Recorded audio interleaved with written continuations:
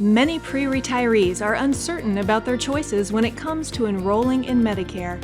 There are two main ways to get your coverage. You can choose the traditional fee-for-service Medicare, known as Original Medicare, or a Medicare Advantage plan.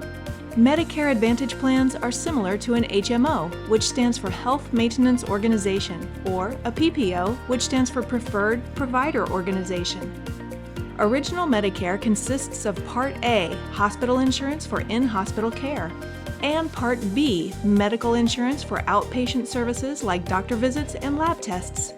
Medicare Advantage, known as Part C, is a managed care option that rolls all the different parts of Medicare into one. There may be extra coverage like dental and vision. And everyone on Medicare is eligible for prescription drug coverage, either from a Part D plan or a Medicare Advantage plan offering drug coverage. There are many considerations that can factor into the Medicare planning process. Let us help you with your important Medicare decisions. Visit our website or give us a call today.